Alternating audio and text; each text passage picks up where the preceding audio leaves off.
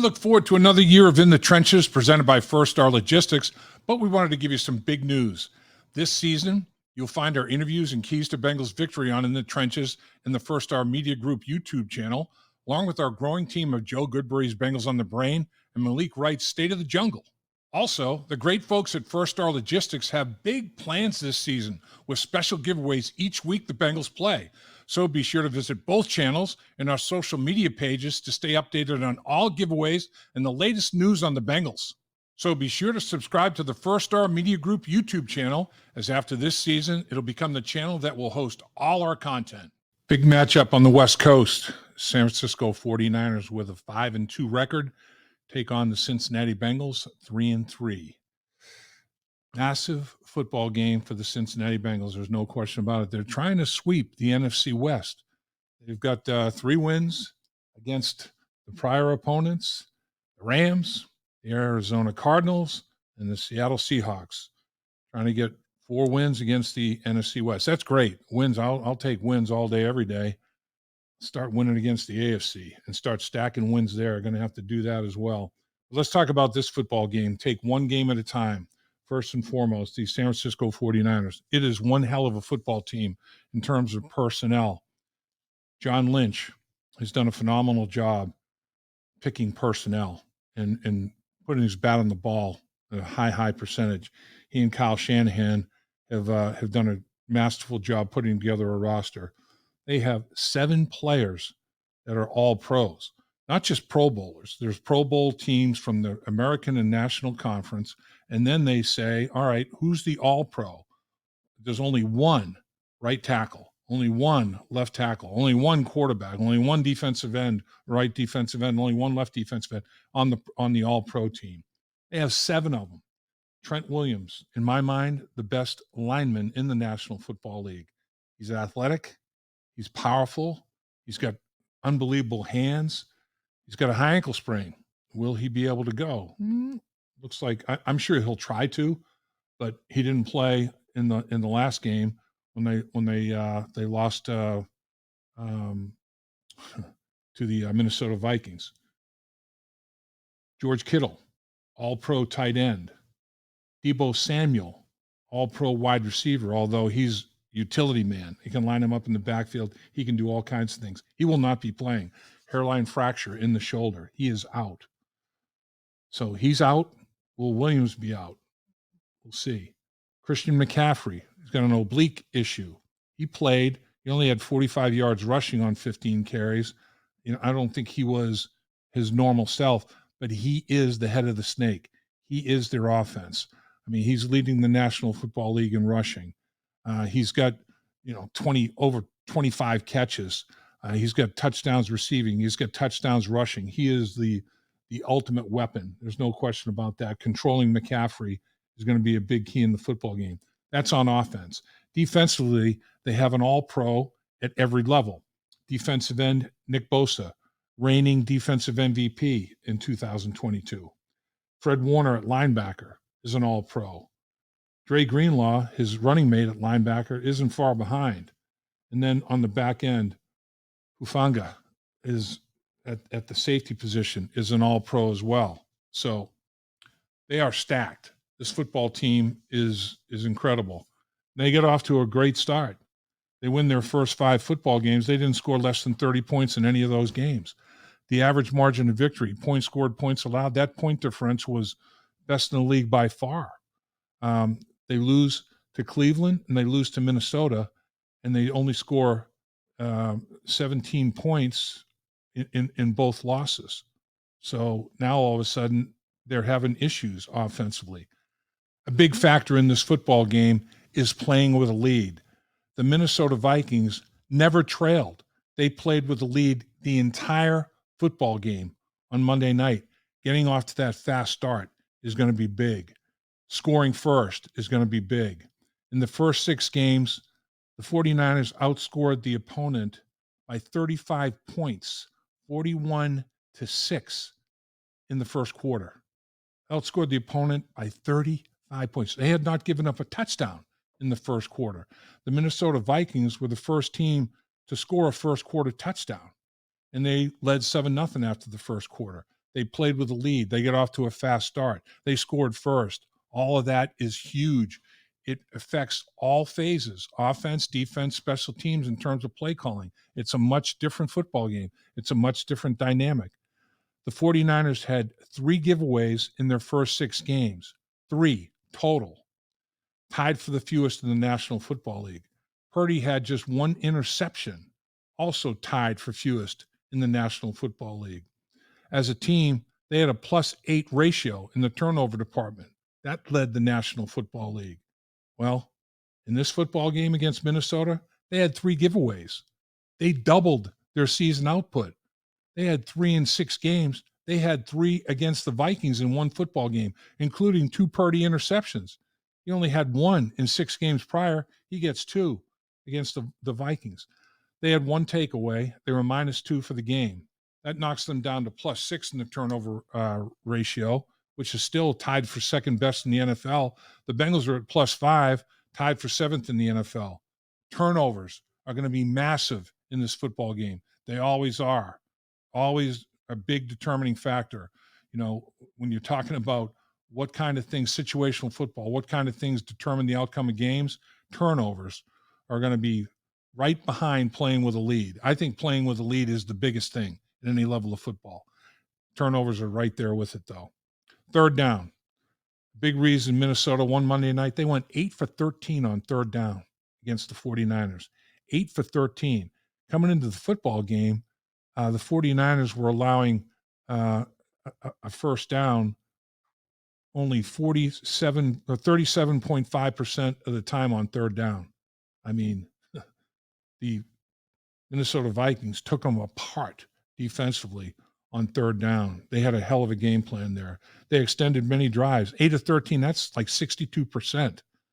The first 6 games of the season, San Francisco allowed 37.5%. The Bengals are only converting on offense 33.3% of the time, 1 out of every 3. That's not good enough. You got to be better on third down offensively, and you can't let the San Francisco 49ers extend drives on their end of things on third down as well. The red zone, in their first 6 games, San Francisco had 15 more red zone possessions than their opponent. 15 more. They're in the red zone 26 times to their opponent's 11. It's the best in the National Football League. They scored 11 more red zone touchdowns than their opponent. 11 more red zone touchdowns than their opponent. That's also the best in the National Football League. You got to finish red zone drives against the 49ers. You got to score 7 and keep them to 3 as much as possible in this football game. Red zone is going to be huge. Red zone was huge against the Minnesota Vikings in that victory. So all the musts that you have to have: red zone efficiency, third down efficiency, got to win the turnover battle, you got to play with a lead. All these things are going to be huge. They're huge every game. They're going to be, the better the opponent, the bigger they become. Ground game. Minnesota limited the NFL's leading rusher, Christian McCaffrey, to 45 yards on 15 carries. He fumbled on the first possession. That was big. He did score a touchdown to record a touchdown in 16 straight games, including the playoffs. That's an NFL record. This guy is a football player in every sense of the word. He is the straw that stirs the drink for the San Francisco 49ers. Minnesota was 30th in the NFL running the football going into the game. They're only averaging 75 yards a game. San Francisco was number 3 going into the football game, averaging over 148. Third best. They were held to 65 yards on 22 carries Monday night. Minnesota rose up. Minnesota outrushed the San Francisco 49ers. They go into the game as number 30. The 49ers go into the game as number 3 on the ground, and the Minnesota Vikings turned the tables on them. Ran the ball well enough to outrush the San Francisco 49ers. I mean, that's a tribute to not just the Minnesota Vikings offense, but obviously even more so the Vikings defensive football team. You have to compete with the 49ers like that on the ground. You can't let them run away and hide and dominate the ground game like that. The Cincinnati Bengals have been under center 7 snaps this year in 6 games. Last year, They were under center 200 times. A third of the season is over, and they've been under center 7 times. That's tracking for a little over 20 snaps for the season if it continues. Last year it was 200. They got to get back under center. I think they will. I think now that Joe Burrow's feeling better, the calf feels better, he'll be under center more. He's going to be able to reverse pivot, do all the things you need to do, carry out play action fakes, all the footwork that's necessary. He couldn't do that. He was a shotgun quarterback, catch the ball, and be a statue in the pocket. Now they're going to have a much different dynamic, a much different look. And I'm looking forward to them being under center, getting their running game going, running some play action pass off of that to complement when you're in the shotgun, the RPOs and all the things they do there. So, I mean, honestly, feel bad for the coaches as well as the players, as well as Joe. Joe's the one that got hurt, but the coaches in the offseason had all these new wrinkles and twists to their offense. Joe gets hurt and he's playing impaired. They have to throw it all out the window temporarily. I mean, they can't use it.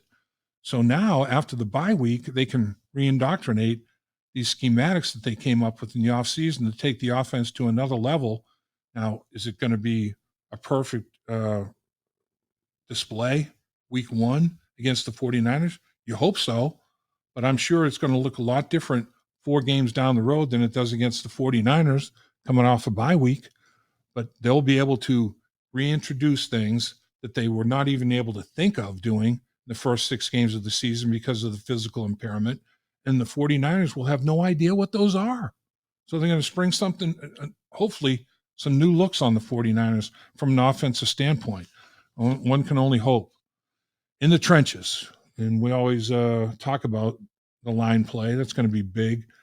Trent Williams with that high ankle, if he does try to go, Trey Hendrickson might be able to take advantage of that because a high ankle sprain is tough to deal with. Trent Williams is, in my mind, the best offensive lineman in the National Football League. He's built like a refrigerator, but he moves like a refrigerator that has multiple wheels. I mean, this guy has got athletic ability. He's got unbelievable hands. He's very active with his hands. He's a great football player. But if he's impaired a little bit with that high ankle sprain, Trey Hendrickson can hopefully take advantage of that.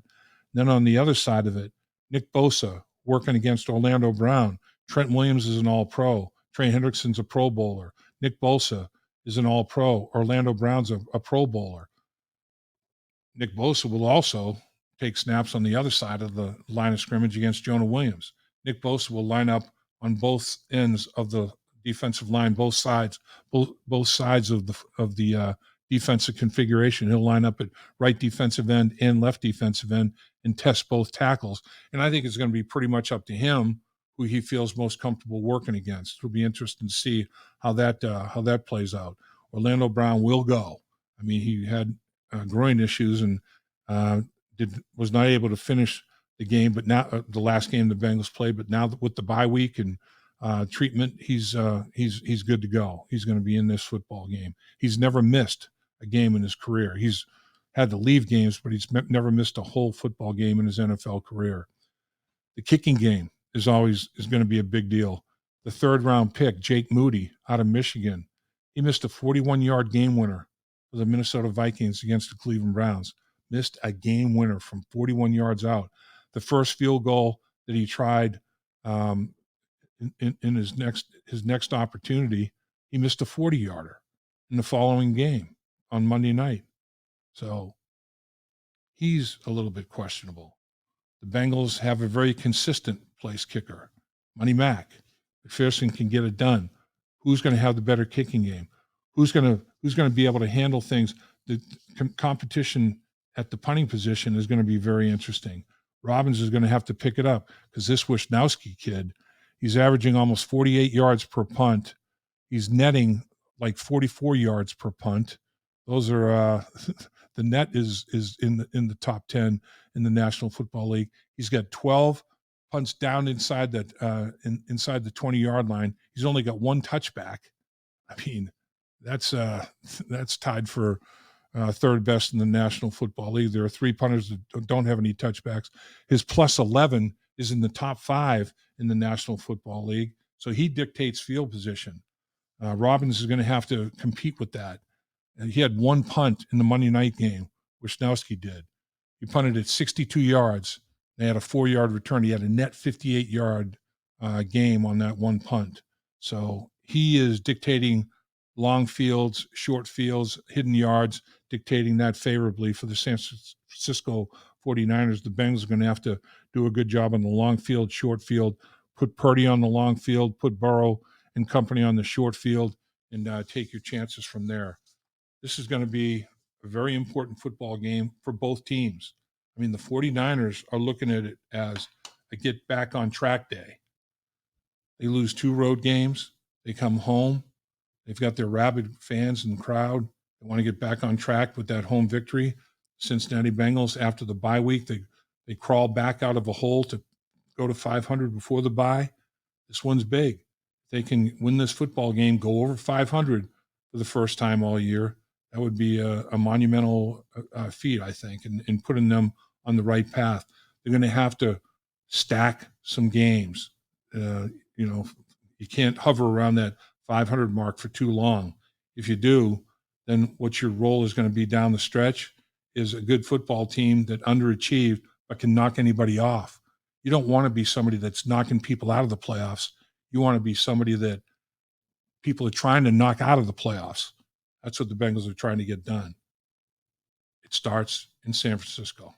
Dave Lapham here, and every day I am grateful for my experience to have played professional football.